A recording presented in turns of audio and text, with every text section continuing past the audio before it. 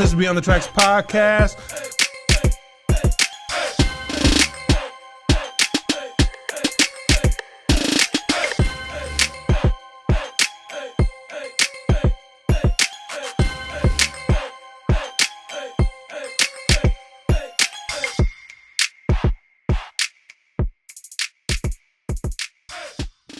What's going on? It's your man DJ Big Mike. Yo, Big Dooley in the building. And this is Beyond the Tracks podcast, your podcaster's favorite podcast. We have a superstar, community leader, I'm going to say an activist because he's active. Give him a title. A restauranteur, a business owner. Yeah, absolutely. Hell, a jiu-jitsu, scratching. You do all that. It's my man, my brother, my friend, Tino Amaya is in the building. Thank you. Yes, welcome, brother. Welcome. Thank you. I like that. So yeah, I can give you 10,000 million titles and accolades. But one thing that I am proud to say that you are my friend and my brother, and I appreciate you. Man. It did take you over 2 years to get on the podcast, right? Because I had to go through his people and his attorneys, all that good stuff. You know what I mean? We had to get the legalities together, sign the disclaimers. For sure. Yeah. So yeah, Tino, man, let's start it off with you, brother. Let's give the people a little quick background. Of your 400 years in service. I know, right? Yeah.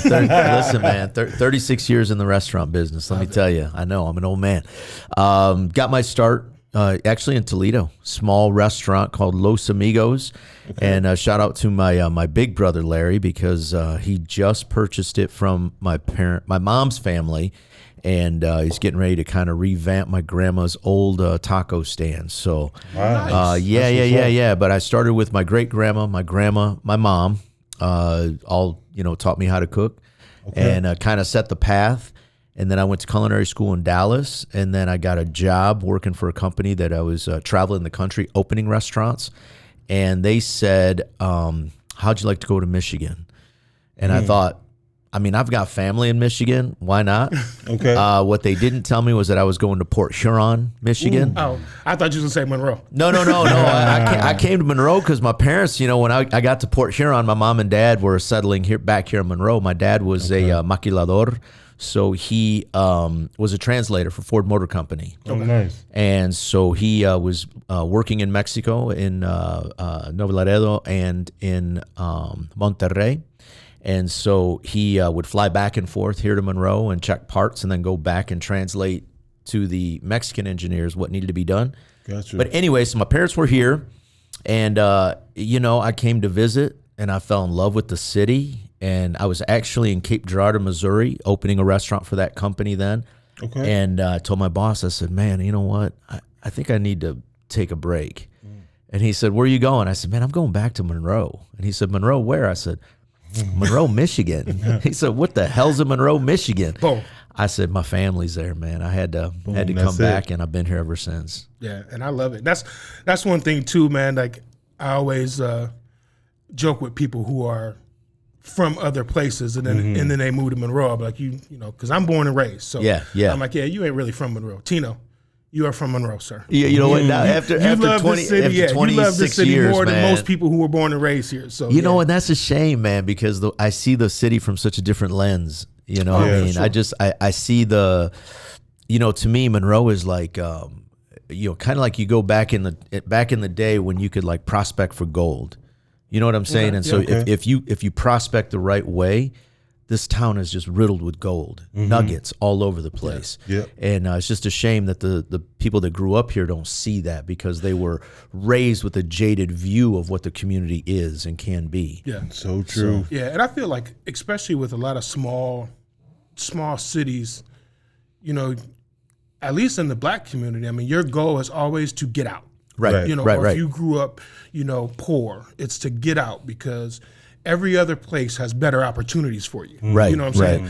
And, one of the things about Monroe that kind of drives me crazy is people get upset by other people coming into the city and being successful. And opening something up. Yeah. And they go, this some bullshit. Right. That's what I'm talking about. See, Monroe. And it's like, bro, they came here from wherever And started did what they were supposed to do. They put in the work in your neighborhood, right? Where you're from, and they made it happen. Like you had them same opportunities. You know what I mean?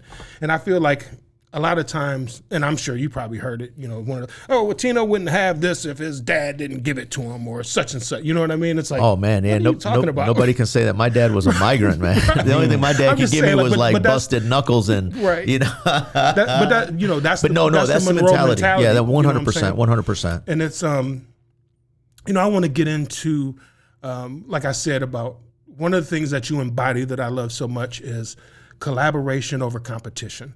Because Monroe is such a competitive, niche city. If person A is doing it, you can't support person B if they're doing it. Right. If they're anything close to you, and I'm like, Tino is out there in them streets. He hitting other restaurants. He's not saying, oh, their food is okay. Come to Amaya's, it's a lot better. It's like, hey, if you want some good food, go here. Right. If you want some great food, go here. Yeah. And I love that about you, man. That you just support the whole community. You know what? But that's just it, man. We're one community, right? Yeah. And for the greater good, sometimes, it's okay, man, that, I had somebody the other day, this is kind of a funny story.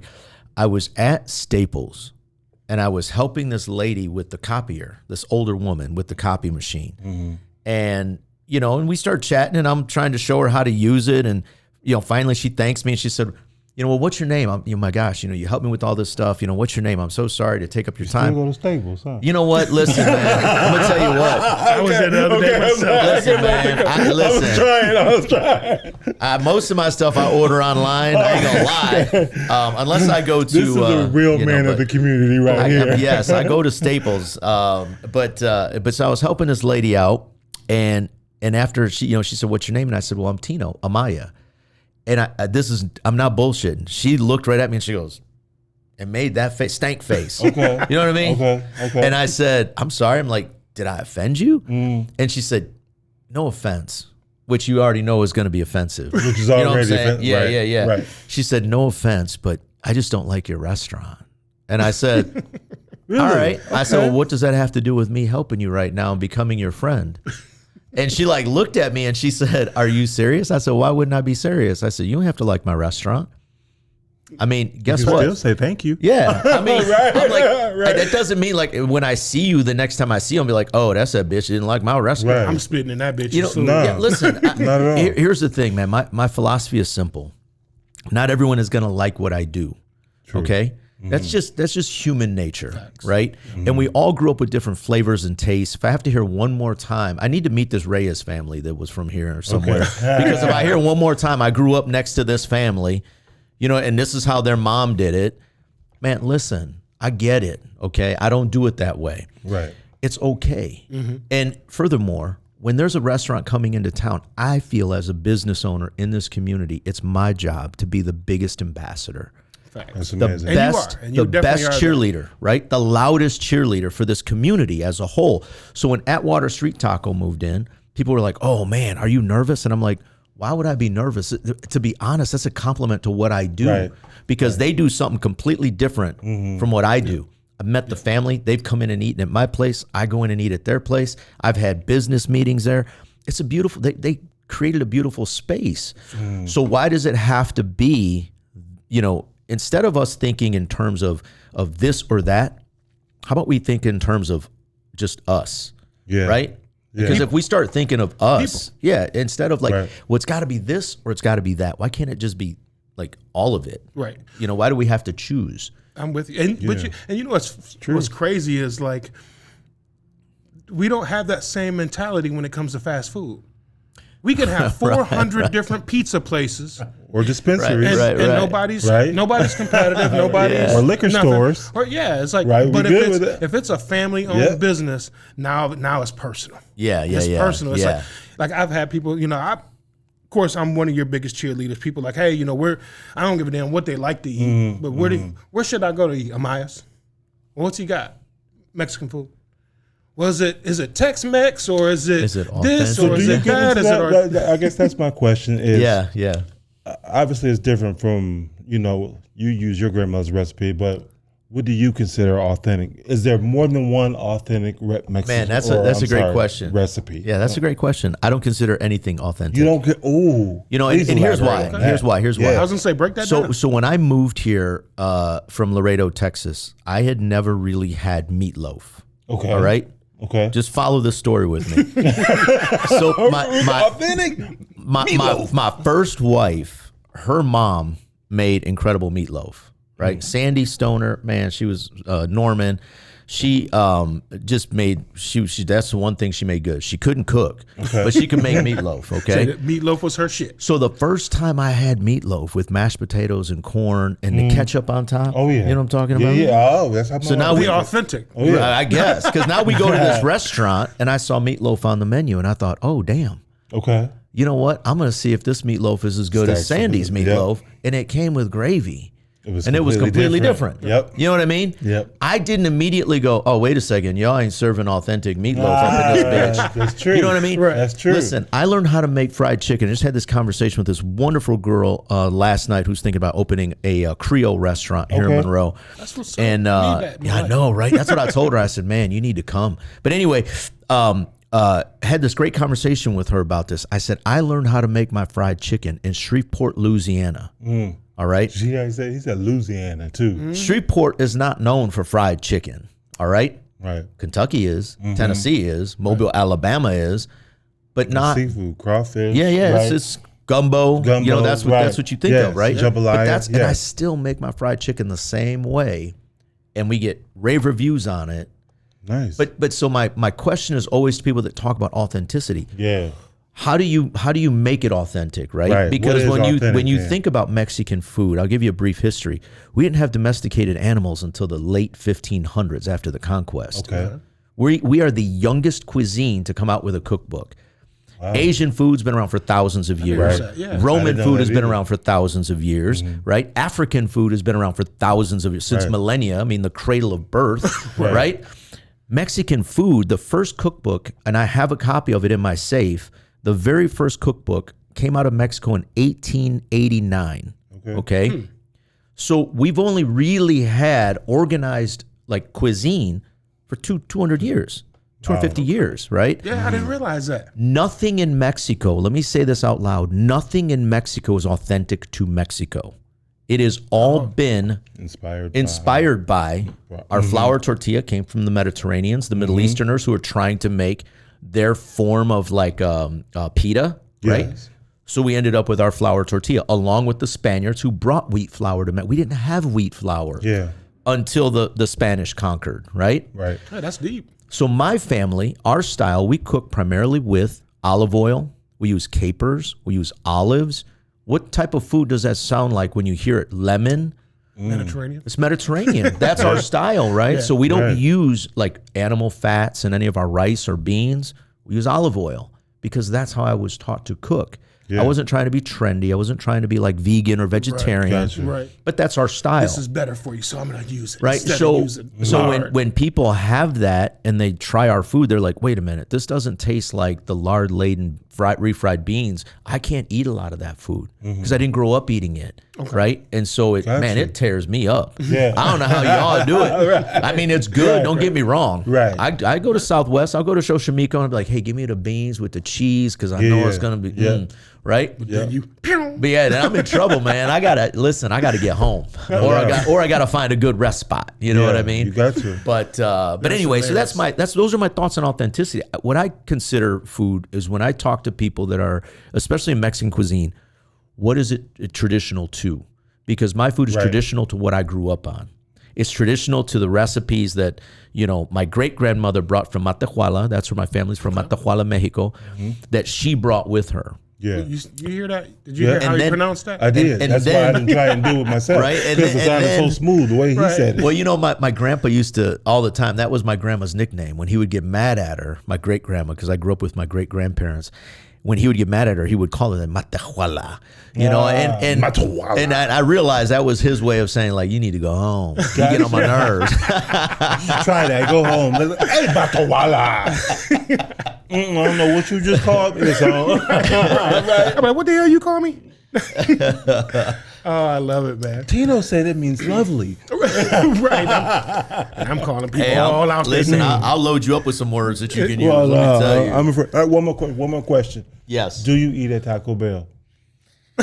All right. So I got to ask yes, every authentic. I do. Okay. I do. And do you consider that Mexican food? No. Okay. No. All right. So that's consistent. That's consistent. I don't consider it like true Mexican food. Is it in a Mexican category because it has Mexican ingredients? 100%. I mean, it has a Mexican flair. It has a Mexican flavor. Now they have their Cantina tacos. I'm not gonna lie, those Cantina tacos are pretty fire. Pretty good. If you haven't tried them, try their Cantina lineup. Okay. I don't really like a lot of their other stuff, unless of course it's the Doritos Locos tacos. Yeah. Because those fuckers are fire. I don't know, am I allowed to swear? Am I allowed to swear? I'm looking at y'all like y'all weird, Okay, man. yes. Like I can't remember the last time I ate at Taco Bell. Listen, I'm not going to lie, man. There's a couple times when we get done at the end of the night. It's midnight by the time I leave the restaurant. And there's only one place open in town, really. Right. You know what I mean? I'm like, damn, a Dorito Taco Locos. You know what I'm saying? With the Supreme, with the sour cream. Remember when you was talking about, beans that mess you up? Hey, I'm in trouble. I'm in trouble for a day and a half after that. Taco Bell, the shell fucks my stuff. How can that happen? You can't digest it like we used to. No. No, that is so man, true. I've been sober now for 2 years. That's and amazing. so thank you. 2 years sober. Yeah, man. And I will tell you this, there were lots of Taco Bell nights. Yeah, for sure. Them late night runs. Whew, man. Literally. Oh, damn. Bro, we're sitting here talking about food, and I can't even believe that you motherfuckers brought up Taco Bell. Of all the places in the world. But now every listen, authentic Mexican cook how they feel about Taco Bell because there's such varying opinions on it. Right? And it's not like I'm going to actually stop eating it, but, I just like to hear true authentic perspective on it, right? I just want to hear your take on it. Well, I'm gonna put you up. I don't know how authentic it is. And I was just telling right? No, not Taco Bell. I'm saying I was telling my neighbors, they was over last night. We were talking about restaurants, different places. I brought up Amaya's, like I do sometimes, every once in a while. But we were going back and forth, and I said, have you had his pork chop? And they were like, what? And I was like, yeah, it's pork chop. He's like, with like Mexican spices? I'm like, nah, man. I was like, Tino's a chef, bro. Like, he has some shit on the menu. And if not, ask for the off-menu stuff. It's all right. He will hook you up. Do you advertise those? So we do. We do. But he's right. The off-menu stuff, that's usually I pull that stuff out when somebody comes in and they're like, hey, they throw the gauntlet down. Then it's like, oh, you want to eat? I'll be right back. You just don't even order. Just shut up. I'm gonna make you something. I said that. One of them. Yeah, I'm gonna make you something out of the vault. But what's been really hitting is our steak. We have one of the best steaks. Yeah, I mean, in the city. I was in, I think. Yeah. The steak has just been popping. We went through. You didn't have my chimichurri sauce. You know what? Well, you know what happens, man, is that steak has become super popular. I gotta actually give your brother credit because your brother shout out to TJ the Mayor. He was talking about it. Then he had somebody else talking about it. Then they were all sitting at the bar. Not during lunch or anytime like that. Let me throw some disclaimers out there. He was in after work. Hours. Yeah, but they were all sitting at the bar, and all three of these guys ordered steaks, and somebody else was sitting at the corner of the bar, and the guy was like, man, I didn't realize you all had steak. That's what's on the menu. So then he ordered a steak, and that guy took a picture. And the picture just blew up. People were like, man, they've got steak like that at Amaya's. And so between Friday and Saturday, we went through 50 steaks. Damn. Like that quick. Wow. I mean, it was crazy. I love it. I mean, so there are times when we run out of the chimichurri because we're trying to make it and trying to keep up, and you don't trying to keep it fresh, and you don't know when you're going to have a run of 50 steaks or 25 steaks in a night. But it was still quite tasty. Thank you. It was still quite tasty. Thank you, sir. man. Thank you. We try. Dooley, what else you got going on, brother? Same old, man. Glad to be back. It's the same way, coming from Ypsilanti, it's really the same way in small towns all across, America and definitely across Michigan. Hearing you talk about Monroe, right, it's almost the same way in Ypsi, right? It's very cliquish. And when one person does something, right, it's almost forbidden right, for another person to come in and do the same thing, where we don't understand, right, the importance of collaborating versus competing. It's time to change the mindset, right? It's time to change the mindset, people. Yes. I think in certain industries get it better than others. Obviously, as a comedian, it's an extremely competitive industry, right? You're always trying to out funny and out joke, but right. When you just reach a certain age, a certain point when you realize the only competition is yourself. Yeah. Right? And I think it's the same way with business, right? We're all trying to achieve the same goals. And the more true business owners, and it's not really the owners, right? It's the community, right? And their personal attachment to it, right? Yeah, it's not necessarily because I see a lot of business owners doing a lot more. There's a lot of more mixers going on in Ypsi. I'm sure it's the same in Monroe too, right? There's a lot more mixers going on in networking socials, right? So yeah, it's good to see. I think what I was mentioning that some industries, I think like the food trucks, they really seem to support one another, right? Yeah, they seem to band together and pull one another. I'm inspired by them, right? And even in comedy, right? I just got back from Vegas, right? How do you get a show in Vegas? Being from Detroit, I called somebody, right? It was one phone call, right? That's all it took. One phone call, networking, right? I had 2 shows, right? Within 48 hours, right? So it's a beautiful thing. So let's just continue to keep that in mind. Competition will always be there, right? We get that. But it don't even matter really what race, but especially with black and brown, right? We all the same, right? We really need to stick together. We really need to support each other. Yeah, we're all fighting for the same, same energy, right? For the same, going in the same direction. Absolutely. Everybody here wants to be successful. So, and to that point, especially with the food trucks, I was approached about a food truck Friday here in Monroe. Okay. And this is what needs to change in Monroe. I had a city council member ask me, he said, well, Tino, would you be offended or opposed if something like that happened? I said, why would I be offended or opposed by it? He goes, well, because, if you allow this to happen here downtown, if you want, we can stop it. And I said, well, why would you want to do that? And he said, well, because then, it would take away business from you. And we don't want to hurt your business. That's bad. And I said, I told him, I said, there's a saying, right? It's like some people are always looking at the world through the keyhole of a door. You know what I mean? I actually open the door and I look out at the horizon and see what's there, right? I said, so think about it this way. I can only hold 85 people in my restaurant. Yeah. If 300 people come downtown, there are some that aren't going to want to wait outside. You got that right. There are some that aren't going to want to eat, my stuff. Yep. At the end of the day, I can only fit 85, my guy. Right. The other 200 aren't going to stand outside. 215 aren't going to stand outside and wait. Right. They're going to be milling around. And let's talk about the impact that has on the economic development of the community as a whole. Right. Because maybe in that 300, that group that's there, there's that one random entrepreneur that's not from the community that then says, damn, what a nice community, like I did, right, when I came up. Wow, what a nice community to be in. Yes. I want to open a business here. I want to raise my family here. I want to see prosperity here, right? That part. That's what we need to get to across the board. I agree, 1,000%. Dooley, it's like you tapped in on it and it kind of struck a nerve when you said it's really the community that are attached to certain things. They do. More so than the business owners. And I believe that's more how it is now, because you have some people that will say, this pizza place is the best pizza. You know it's not. You know it's not the best pizza. You know it's not. It's good pizza, but it's it's not the best. It ain't nowhere near the best. But it's like McDonald's. When you go to McDonald's, 99.99% of the time, what is it? If nothing else, it's consistent. Yes, 100%. So if you have a pizza place that is consistent, they don't ever burn it. The toppings are exactly the same. They've been the same for 30 years. You know exactly what you're getting when you get it. But that comes back to nostalgia too, right? Yeah, for sure. And I was going to hit that too. Yeah. It comes to, I've got this thing with Monroe's Original. Okay. All right. Vince's. Shout out to Vince's. What up? No, well, Vince is on the other end on the other side, right? Monroe's Original, right down here on M50, right down the road here. But my thing with Monroe's Original is this: when I was a little kid, we grew up here in Toledo, and my dad worked at Ford, right? And so he would pick up sacks of dogs, and then he would pick us up as kids, and we didn't have a whole lot of money, so it was like rare that happened. But when it did, My dad would pick us up. We go to the park. Him and my mom would throw a blanket out.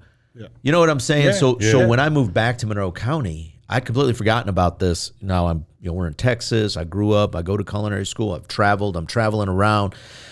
And now all of a sudden I move back to Monroe County and I'm driving down the street and I go past a little orange stand and I'm like, oh shit. Like all of a sudden it just hits me from like a kid, right? Yeah. So I pull in and I get Right my back. sack of dogs and I'm like, damn, Deja only vu. now I'm taking my dad to Monroe's Original. So for me, Monroe's Original always same thing though. Trump. It's the same thing, Trump. right? Yeah, Whether Trump's it's whether it's great or not to doubt. other people, to me, just Right. because of the whole, you know, it's like Tiffany's, right? A lot of people are nostalgic about Tiffany's because of that. They grew up with it, you know. So I think that plays a part. It plays a huge part. Yeah. Shout out to Tiffany. Oh yeah, Tiffany's, man. Come on. Tony Sacco. That's my man's. That's my man's in them. Tony Sacco. That sound dangerous, don't it? Yeah, You don't know about that. A little bit. No, Let me ask you. Have you had a Monroe's Original or a Vince's hot dog? I have not. Okay, we got to turn you on. man, we gotta turn you on. Because I know you used to them Detroit conies. This is It's not, much different, not this Detroit. Is not a Detroit coney. No? It is not. No. See, in Ipsy, we got a little spot. We got a little drive-in in Ipsy. It's called Bill's Drive-In, right? They didn't even know inside. It's been there for probably 50 years, right? And it's like a bellhop, right? They come out, right?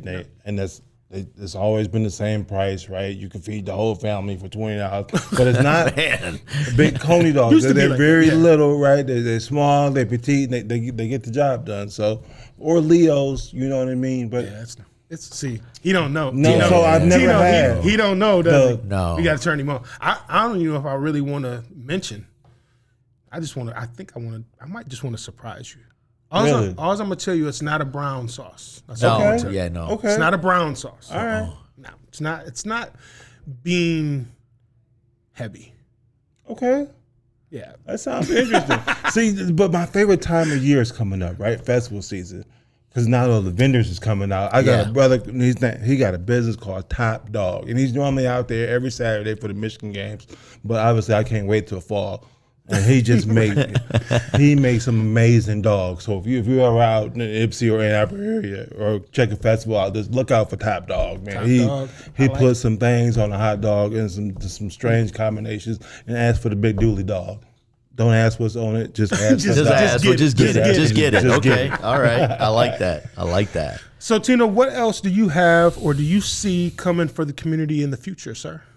You know, I think because you're involved in every damn thing. You know what, man? Listen, I've been blessed. I thought I was out there in them streets, but you out there. You know in them what? streets. I've been blessed, man. You know, I'm as humble as they come, and I'm blessed that people think enough of my opinion to let me have a seat at certain tables. Okay. Right.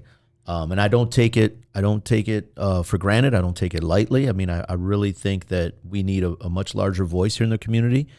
And I'm very blessed and grateful to be one of those voices that's a champion for the people here in the community. No, I'll never run for mayor, not until Mayor Clark. If Mayor Clark ever said I'm retiring, then I would probably spend a year with him before I took a shot at running for mayor, because I think he has been an amazing mayor. I think he's done a great job. But what's coming next? So, you know, we're refabbing. I'm on the DDA board. We're refabbing the Doc Optical building. Yep. Nice. We've got a few people looking at that. You know, there's some possibilities of a couple new restaurants coming to town, and I've spoken with a couple of those people, helped with a couple business plans. So, you know, looking at funding sources for them and things like that, trying to point them in the right direction. And I think that's what makes what I do now fun, right? I mean, because I still cook every day, but I'm blessed to have Angie, Chris, you know, Sasha, my whole team at the restaurant that really gives me. The whole team. Yeah, Oh man, his team is dope. you know what? They give me the opportunity to really get out and do some stuff, right? And all the accolades and the awards that we get, man, it's all because of them. Very little of me. I'm shocked you didn't bring the belt in today. You know what? I was going to bring the championship belt. You know, I should have. I feel bad I didn't. But so, you know, we do have a few people kicking the tires. We've got a group that's actually looking at, I can't disclose the place, but let me say there's something really exciting on the horizon that's not that far away that I'm hoping goes through. There's a deal on the table right now for a piece of property that I've been very involved in, helped with the architectural renderings and things like that. And so I'm super excited about this opportunity And I hope it comes through. I've been, keeping my fingers and toes crossed and saying all the prayers I can, because I think it would be phenomenal for the community. And it would just be another opportunity for us to see the potential that's here and maybe even attract much larger investment opportunities. So yeah, there's some fun stuff coming. Fun stuff coming. I love it. Excuse me. Just one more question for you, sir. I want to know, or actually, what advice can you give that young cook has no real experience but just loves to cook, and they're thinking about venturing into the restaurant business? Good question. Wow, that's a great question. You got to love it. Whenever somebody comes to me and says, man, I've always been passionate about cooking, I immediately say, if that passion can't turn into love, don't do it. Okay? Damn. Passion fades. That's facts. Love is eternal. Okay, that's a bar. That's a bar. I knew he was going to give it to catch it? I hope y'all caught it. I will say this. Okay, that was a bar. That's what keeps me turning the lights on every single day. Yeah. And I've said from day one, the day that I wake up and I realize that I no longer love turning on the lights, flipping on the gas, right on, smelling the garlic roasting, the tomatoes roasting for the salsa, the sounds, the cadence of the kitchen. The day that I don't love showing up and seeing all these young individuals that truly keep me young, the day that I show up and I can't stand the community as a whole, the people coming in, all the complaining and things. I got this. Some days it's hard, Tino. Some days you know what? But I got this great piece of advice, and I'll leave you with this. And this I give to any entrepreneur that's getting started, because the first few years are the hardest. I opened a restaurant in Venice Beach with a famous chef. His name's Enrique Olvera, and he's one of the in our world, in chef world, in Mexican cuisine, he is the chef. Okay. It was the Super Bowl of my career to be able to fly out to LA. I spent 6 months with that group, opening this massive restaurant, and being able to spend time with him. And on opening night, man, it was just incredible. I mean, the place was packed. Yeah. He pulled me out into the dining room, and I've got this picture hanging up in my house, in my office. That's a picture of he and I with his arm around me, and he gave me this quote. He said, Tino, he said, I want you to take a look around, because we created something special here. He said, and on nights like tonight, when everyone is pouring out their good energy on you, I want you to take it and I want you to store it up for those days when it's not there, for those days when you have to put up with the negative, when you have to put up with the employee issues, when you have to put up with the family issues, when you have to put up those days that are so negative you don't want to show up. That's where you pull this reserve of good energy from and use it to keep you going, right? That's amazing. And so I have it hanging up in my wall, and every day as I leave my bedroom, because I have an office in my house, as I leave my bedroom, I walk through the office part, I just stop, and I always look at that saying, and I think, man, what a great piece of advice. So I give that to any entrepreneur out there, man. Store up the good energy for those days when you're just going to get your ass beat, okay? That's amazing advice. Yeah, that's dope. And we're going to get out of here on that, because, Dooley, I know you can't top that. I'm not going to try to top it. And we're going to leave you that. With this, it's your man, DJ Big Mike. Hey, yo, Big Dooley, out of here. Tino. Out. And we out. Peace.